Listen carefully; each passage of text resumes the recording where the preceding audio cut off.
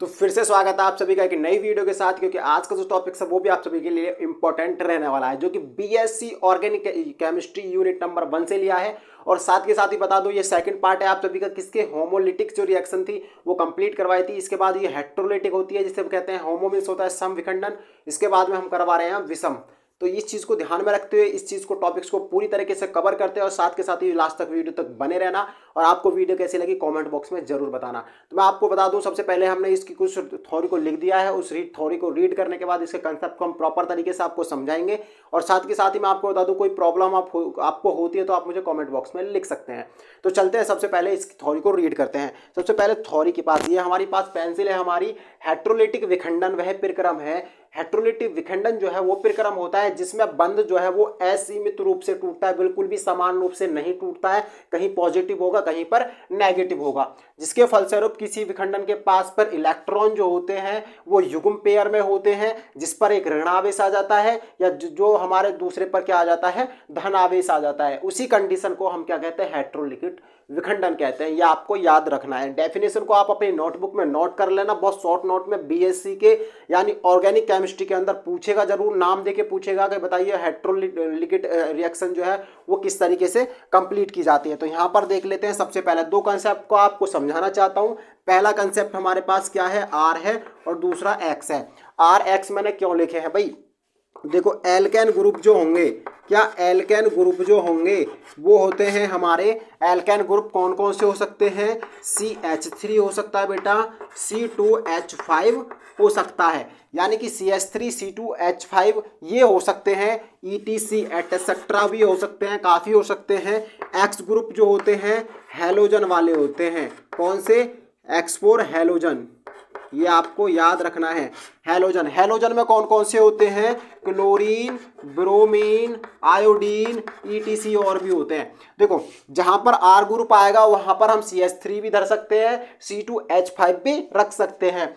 लेकिन आपको याद रखना है कि जहां पर X आता है वहां क्लोरीन, वहां ब्रोमीन, वहां आयोडीन। अभी आपको कंसेप्ट प्रॉपर तरीके से समझाया जाएगा। देखो किस तरीके से सबसे पहले प्रॉपर तरीके से एक रिएक्शन को हम कंप्लीट करते हैं। आर है हमारे पास, क्या है, एल्केन है, प्लस ले लिया हमने एक्स।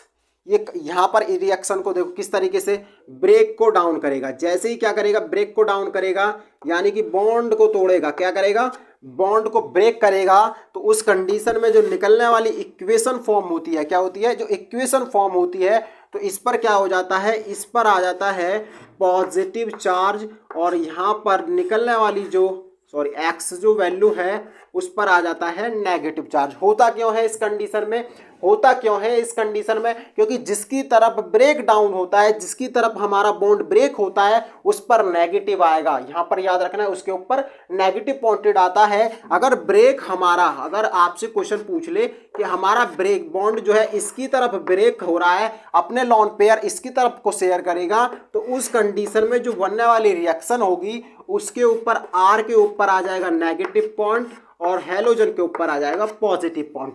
ये आपके सिंपल तरीके से एग्जांपल है। जिसकी तरफ ब्रेक बॉन्ड जो है वो ब्रेक होगा उस पर आएगा नेगेटिव, और जहां से जाएगा उस पर आएगा पॉजिटिव। तो चलो ये तो बात थी छोटी सी हमारे क्या, कि इसके एग्जाम्पल। अब आपने नोट कर लिया होगा, अगर नोट ना किया हो तो आप आसानी से ब्रेक करके वीडियो को आराम से पॉज करके देख लेना, ठीक है। अब क्या करते हैं, अगली कंडीशन में देखते हैं।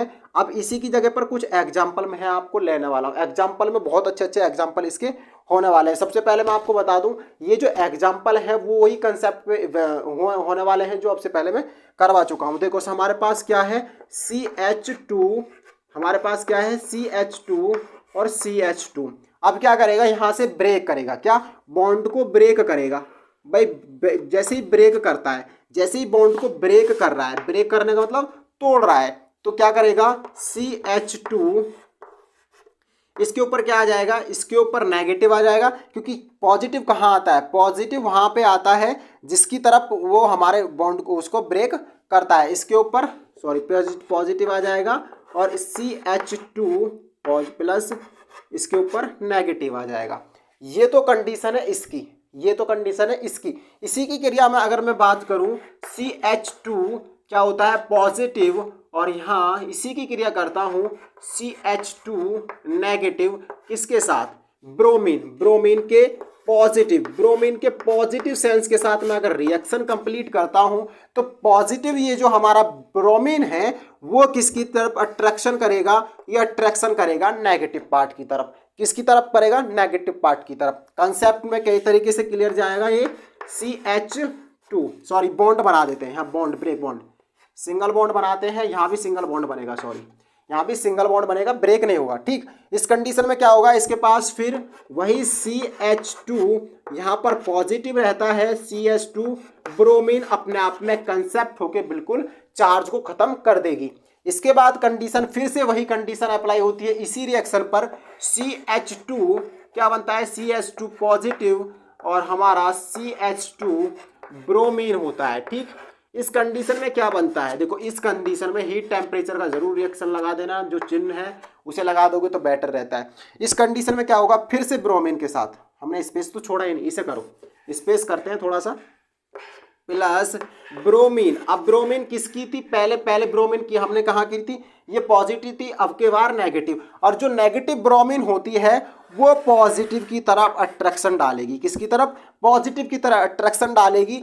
जैसे ही पॉजिटिव की तरफ अट्रैक्शन डालती है तो उस कंडीशन में क्या होता है, पॉजिटिव जो सेंस है उसके पास वो उसे ऑब्जर्व कर लेता है। तो इसे जैसे ही ऑब्जर्व करता है हमारे पास हमारी रिएक्शन पूरी तरीके से कंप्लीट हो जाती है।